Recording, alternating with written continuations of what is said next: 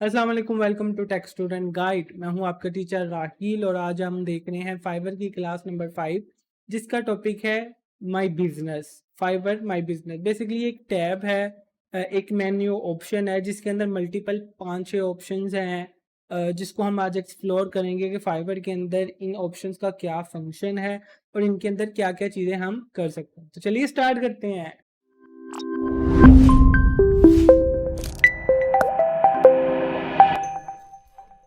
Alright, my business. अच्छा, इसके table of contents ये हैं कि इसमें हम देखेंगे ऑर्डर्स। ठीक है कि हमें फाइबर में ऑर्डर्स आते हैं, उनके कुछ कैटेगरीज होती हैं, delay, cancel order, active orders. इसके अलावा हम देखेंगे गिग्स कि हमारे पास जितनी भी गिग्स हैं वो कैसे शो होती हैं। हम किसी गिग को पास कर सकते हैं, किसी को रिस्टोर कर सकते हैं।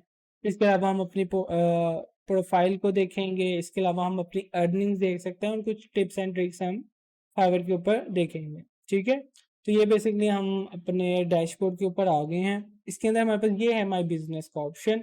जैसे ही माय बिजनेस ओपन करते हैं तो हमारे पास ये बेसिकली 4 ऑप्शन है जिनको हम आज एक्सप्लोर करेंगे। अच्छा, ऑर्डर्स के अंदर जब चले जाते हैं हमारे पास, तो हमारे पास जो प्रायोरिटी ऑर्डर से मुराद होता है कि अगर फॉर एग्जाम्पल मेरे पास 15 ऑर्डर्स आए होते और उसमें से जिस तरीके से इस ऑर्डर को सिर्फ 7 घंटे रह गए हैं हमें डिलीवर करना पड़ेगा। ठीक है, तो अगर मेरे मतलब कि इस ऑर्डर की प्रायोरिटी मेरे लिए सबसे ज़्यादा है, क्योंकि अगर ये 7 घंटों में ना डिलीवर किया तो ये एक्सपायर्ड हो जाएगा या कैंसिल भी हो सकता है। ठीक है, और अगर फॉर एग्जांपल हमारे पास कोई ऐसा ऑर्डर रिसीव होता जिसकी अभी एक्सपायरी डेट 3 दिन के बाद है या 3 दिन तक मेरे पास उसकी ड्यू डेट पड़ी है, तो डेफिनेट बात है वो हमारे पास लेट पड़ा होता है या फिर हम इजीली उसको बाद में भी कर सकते हैं। अच्छा, इसके अलावा हमारे पास एक्टिव ऑर्डर्स होते हैं, जिस तरीके से प्रायोरिटी में सिर्फ वो आ रहे थे जो जिनको 12 घंटे या 24 घंटे रह गए हों। ठीक है, इसके अलावा एक्टिव ऑर्डर्स में फॉर एग्जांपल हमारे पास 5-6 ऑर्डर्स होते हैं एक्टिव, तो वो यहाँ पे हमें शो होते हैं। इसके अलावा लेट ऑर्डर से मुराद ये है कि अगर ये 7 घंटे हमारे पास गुजर जाते हैं तो वो ऑर्डर हमारे पास यहाँ पे लेट ऑर्डर्स के अंदर आ जाएगा। इसके अलावा हम अगर इस ऑर्डर को डिलीवर कर देते हैं या फिर बेसिकली हम अपनी साइड से कह देते हैं कि मेरी तरफ से ऑर्डर कंप्लीट है, बाय आप चेक कर लो। ठीक है, तो वो यहाँ पे डिलीवर्ड ऑर्डर में आ जाता है।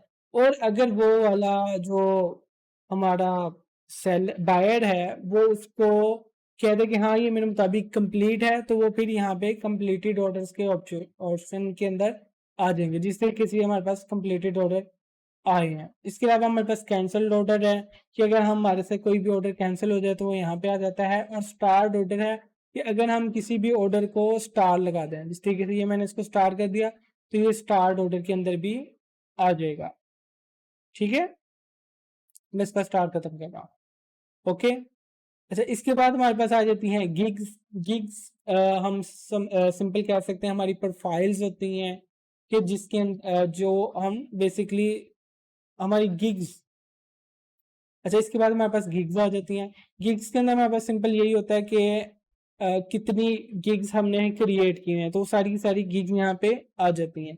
इसके अलावा जैसे ही हम कोई न्यू गिग क्रिएट करके उसको सबमिट करते हैं कि भाई ये मैं गिग पब्लिश करना चाह रहा हूँ, तो साथ ही वो पेंडिंग अप्रूवल में चली जाती है। ठीक है, जैसे ही वो अप्रूवल में जाती है ये मतलब फौरन से एक्सेप्ट हो जाती है आमतौर पे, तो वो साथ ही अप्रूव होके एक्टिव वाले ऑप्शन के अंदर आ जाती है।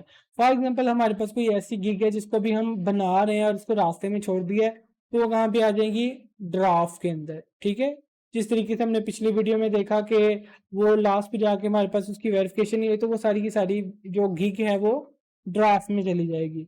इसके अलावा डिनाई से मुराद ये होता है कि अगर हम कोई चेंजिंग करें या कोई गिग बनाएं और उसको पब्लिश करें साथ ही फाइवर के कि ये मेरी टर्म्स एंड कंडीशन के मुताबिक नहीं है, तो वो किस में चली जाएगी, डिनाई के अंदर, कि भाई ये आपको अलाउ नहीं है।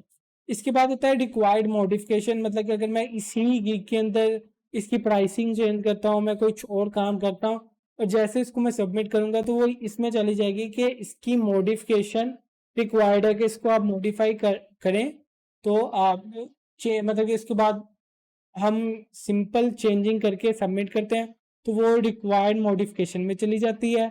उसके बाद पेंडिंग अप्रूवल में भी होती है, इन दोनों में होती है, और साथ ही वो एक्टिव चली जाती है। ठीक है, और इसके अलावा हमारे पास पास्ड है कि अगर फॉर एग्जांपल हमने कोई जो हमारे पास गिग्स थी जो कि हमारे पास पहले चल रही थी, अब मैं उसको थोड़ी देर के लिए स्टॉप करना चाहता हूँ, तो हम इसको सिंपल स्टॉप कर देते हैं और ये पास कर देते हैं। अब ये सारी गिग्स बनी हुई हैं, इसको मैंने पास किया हुआ है, तो ये लोगों के सामने शो नहीं होगी। या फॉर एग्जांपल आप ईद पे जा रहे हैं या किसी और छुट्टियों पे जा रहे हैं, या कोई एक स्पेसिफिक कैटेगरी है जो इस टाइम अवेलेबल नहीं है, जिस तरीके से हमारे गेस्ट पोस्टिंग के काम के अंदर बहुत सी वेबसाइट जो हैं वो अवेलेबल नहीं होती, वो जो उनके एडमिन्स हैं वो छुट्टियों पे चले जाते हैं, तो हम उस गिग को पास कर देते हैं ताकि इसके ऊपर कोई ऑर्डर और हमें रिसीव ना हो। इसके बाद हमारे पास प्रोफाइल है हमारी, ठीक है? ये बेसिकली हमारी प्रोफाइल है, इसको हम ओवरव्यू कह सकते हैं कि पहले हमारे पास वो प्रोफाइल होती थी, हम सिंपल हमारे यूज़र नेम से हम एक्सेस कर सकते थे, लेकिन अब इसके अंदर हमारे पास एक्स्ट्रा ऑप्शन आ गए हैं, जिस तरीके से माई प्रोफाइल। अच्छा, इसके अंदर हम प्रोजेक्ट्स ऐड कर सकते हैं। पहले सिर्फ हमारे पास ये चीज़ थी, यहाँ पे जो भी हमारी गिग्स हैं वो शो होती थी और हमारे रिव्यूज़ शो होते थे। अब हमारे पास ये एक न्यू पोर्टफोलियो का ऑप्शन भी उन्होंने ऐड कर दिया है। इसके अंदर हम अपने प्रोजेक्ट्स ऐड कर सकते हैं कि जिस तरीके से मैं कह देता हूँ T take student guide intro, ठीक है? कि मैंने उसका इंट्रो बनाया है। डिस्क्राइब योर वर्क के I made a intro of take student guide YouTube channel, ठीक है? ये हमने डिस्क्राइब कर दिया, आप अपने मुताबिक डिस्क्राइब कर सकते हैं। कैटेगरी में वीडियो एनिमेशन और सब कैटेगरी के अंदर वीडियो एडिटिंग, ठीक है? या फिर वीडियो एनिमेशन वगैरह कुछ भी कर सकते हैं। अब यहाँ पे मैं क्या करूँगा, ब्राउज़ करूँगा अपनी वो इंट्रो को और वो इंट्रो यहाँ पे डाल दूँगा और इसको क्या कर दूँगा, सेव एंड पब्लिश। तो क्या होगा, हमारा एक पोर्टफोलियो सामने ऐड हो जाएगा, ठीक है? इसी तरीके से जब हम फाइवर प्लस में जाते हैं या टॉप रेटेड या फाइवर प्रो में जाते हैं, तो इसमें और भी ऑप्शंस हम एक्सप्लोर करेंगे, ठीक है?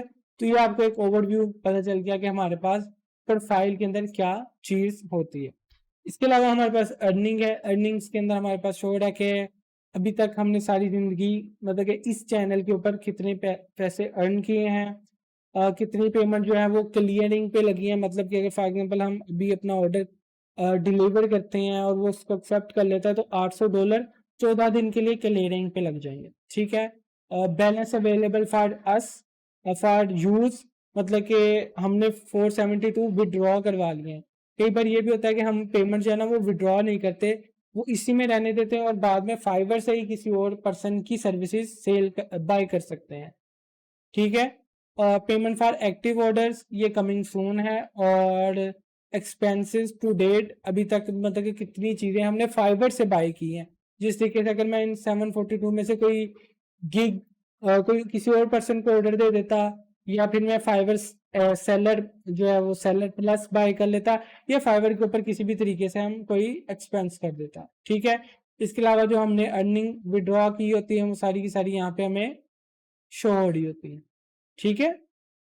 तो ये एक छोटा-सा ओवरव्यू था माय बिज़नेस का। अच्छा, इसके अलावा फाइनेंशियल डॉक्यूमेंट्स हैं। इसके अंदर हम ये कर सकते हैं कि भई हमें जनवरी से लेके 2023 तक मुझे एक स्टेटमेंट डाउनलोड करनी है, ठीक है? तो वो हमारे पास साथ ही स्टेटमेंट बन के सामने आ जाएगी कि भई आपने कितने डॉलर, $8 बेसिकली मैंने कमाए हैं।